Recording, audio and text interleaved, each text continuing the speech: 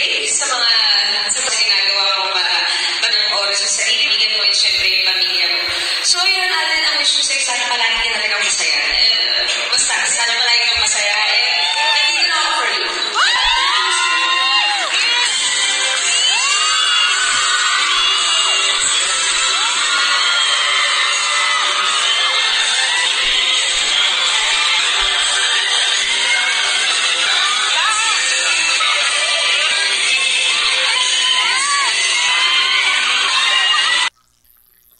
Welcome back, mga kaaldab.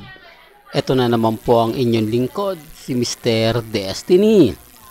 At magbibigay na naman po tayo ng pinakamainit na update po ngayon sa social media, mga kaaldab. Ito yung pinaka-latest ngayon na pinag-uusapan po sa Instagram, sa Twitter at sa Facebook.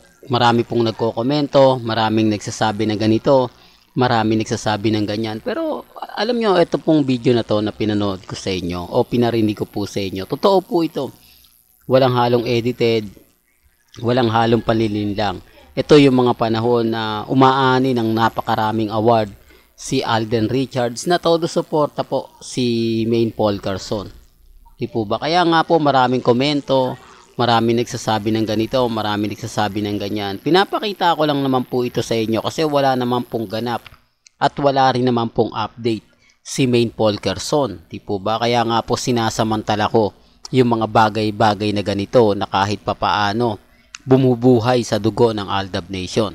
Yung tipong nakalimutan na, tapos sa paalala natin, sa pag-update natin, talaga naman pong kumbaga nabubuhay muli. Di po ba yung masasayang alaala na kung saan nga po tayo, si Alden, si Maine at ang Aldab Nation magkakasama tayo sa isang event, sa mga kumbaga masabi natin na kakaiba.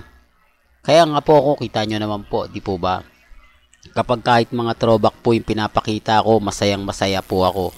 Kasi ramdam po natin yung presensya ng dalawa. Ramdam po natin yung pagmamahal ng dalawa. Bagamat maraming bumabatikos sa akin dahil nga po dito sa post na to, mga kaaldab.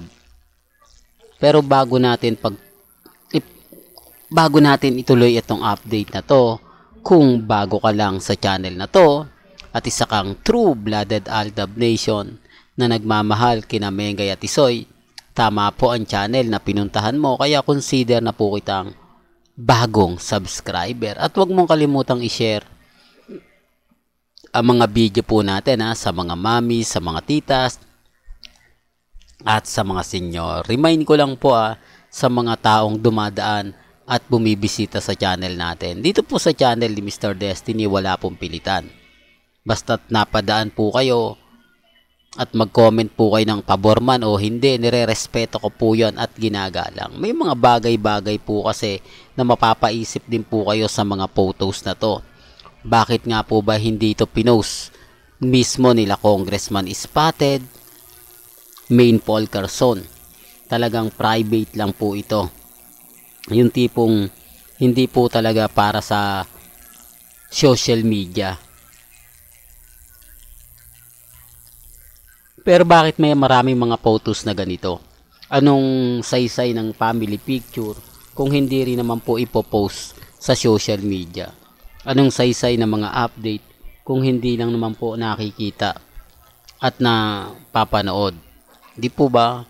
Okay lang sana kung ang nag-post nito si Mengay, si Congressman Spotted, okay yon, di po ba? Pero wala private account lang po yung naglabasan. Private account na hindi mo alam at hindi mo ramdam kung sino nga po ba yon. Parang dami account lang na shinare at kumalat. Ba't kaya ganun? Updated sila sa mga dami account, no? Magtataka, yung dami account po, for the record po, hindi po yan magti-trending. Kasi wala naman pong followers yun. Wala naman pong masasabi natin na konekta. Basta lang pumutok, pinakita na ganito, ipakalat mo to sa isang tao lang. Wala talaga yung detalyadong, kumbaga masasabi mong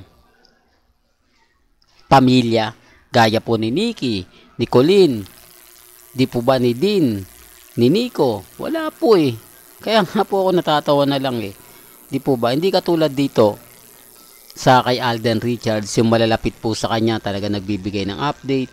Yung mga taong nagmamahal po sa kanila, katulad ni Mama Ten, Lysam, talagang updated na updated po tayo doon. Yun ang sinasabi ko, o yun po yung pinupunto ko, na hindi po nila nagegets at hindi nga po naiintindihan. Bagamat marami nga pong naglalabasan, di po ba, na sinasabing ganito ganyan, move on na kayo Mr. Destiny, dahil tapos na yung boxing, may nanalo na. Matagal na po kami, kumbaga hindi na nga po gaano ako nagre-react sa mga issue na kasalan kasi alam naman po namin na darating naman po yung point, di po ba, hindi man ngayon, hindi man bukas, tignan nyo na. Kaya dun sa mga taong nagsasabi ng ganito, nagsasabi ng ganyan, normal lang po yan, di po ba, basta sa akin maging matatag, maging kampante. Ang sa akin lang po mga kaaldab, yung mga taong bulag, yung mga taong bingi sa katotohanan. Kahit sabihin na natin, eto masayang-masaya yung mga photos, madali lang pong gumawa ng ganito. Madali lang po mag-edit. Pero pansinin nyo naman po yung mga muka, ang lalabo. Di po ba? Gaya nga po na sinasabi ko, ang cellphone ngayon talagang super linaw na po ng mga camera. Super ganda. Di po ba? Kukunan mo ng pamilya Mendoza, nakapasok ka dyan, tapos ang cellphone mo, mahinang klase lang. Common sense na lang po mga kaaldab. Di po ba? Malamang ginagamit ng mga cellphone diyan, kundi iPhone. Mga Vivo. Di po ba? Mga bigatin. Katulad ni Mengay, Vivo. Karamihan ng cellphone sigurado nila, Vivo. Kundi Vivo, iPhone. Di po ba? Para lang klaro. Para lang po sa kaalaman ng lahat. Sabi ko nga po sa inyo, minsan mapapaisip po kayo kapag si Mr. Destiny talaga nagbigay ng update, lalo na nga po ng paliwanag, di po ba? Parang wala rin naman po kasing nagbago. Totoo naman po yung sinasabi ng iba, umalis man si Mengay o hindi, mabakasyon man o naandito sa Pilipinas, hindi pa rin naman siya nagbibigay ng update Tamad pa rin si Mengay mag-post. Kada 1 week, saka lang po siya nagbibigay. Minsan, inaabot pa nga po ng 1 month bago siya mag-post. Doon pa lang ramdam nyo na parang may mali.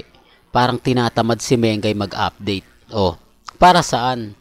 Di po ba? Bakit tinatamad si Mengay? Kasi mga toxic po, mga main fanatics Lalo na po yung Armin. Well, para lang po sa kaalaman ng lahat. Di po ba? Well, hanggang dito na lang po yung updates natin mga kaaldab. Kaya kung gusto nyo pa po ng pinaka-latest at sariwang update, abay tutok lang po kayo sa channel ni Mr. Destiny para updated po kayo sa mga latest at sa mga bagong video po na ilalabas po natin maya-maya lang. Hanggang sa muli, salamat po sa panonood at pakikinig.